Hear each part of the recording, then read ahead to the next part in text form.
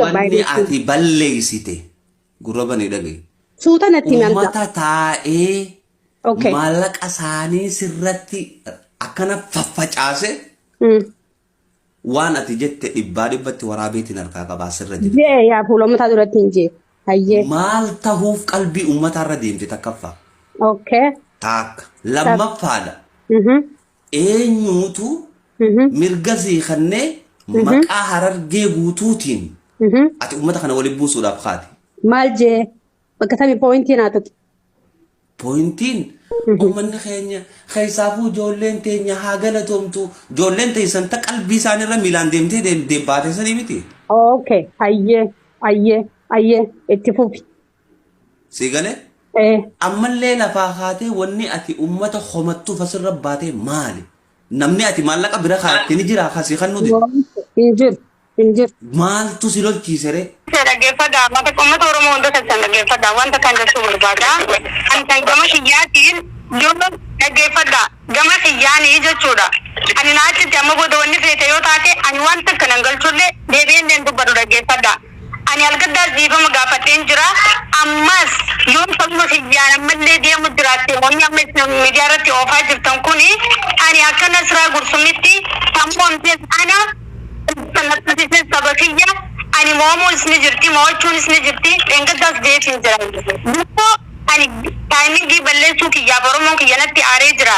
Siigalee ammas dhaggeeffadhaa Oromoo. Wanti naaf danaa abbaan fadhileen jechuun fadhikaan fadhiti guddaanis yoo naachi dubbatan dubbadhaa dhaggeeffadhaa.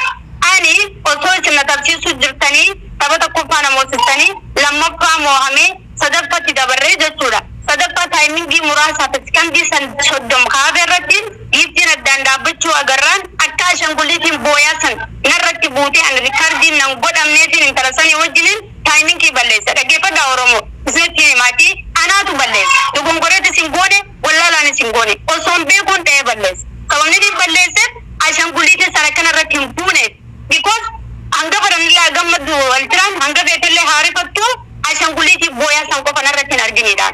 Kaayyoon kiyya akkas ture. Because tasfaa murate. Wanni tasfaa na murachiise taaf geemaroonni hanga ammaa taphatan tapha takkaffaa mootanii lammaffaa takkaffaa mootan uummanni kiyya mooraalii godhatee tapha lammaffaa moosisuudhaaf akka malee wixxiramnee rakkannee irratti hirmaannee geemaroota hanga ammaa taphate lammaffaadhaan moosisnee baasnee ani lammaffaa mo'amnaan sadaffaatti illee giiftiin addaan qaqallachuu agarraan miciyyoon barsantiin na bira kunnaan taayimingii soddoma hafnaan ashanguliitiin booyaa akkanarratti hin buuneetiin balleesse. Anaatu balleesse. Nasraa ana harka kiyyaan balleesse jechuudha.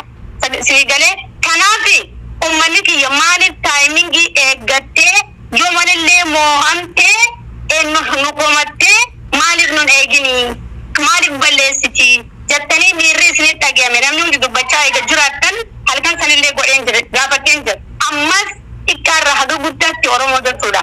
Kabahaatii dhiyaa kakaabaa kibbaa dhiifama arraas borus dhiifama na godha. Anaatu balleesse dhiifama. Hirrifadhee siigalee hirrifadhee akka tokko dhiifama na. Dhiifama gaafattee. Okay. Dhiifama goona.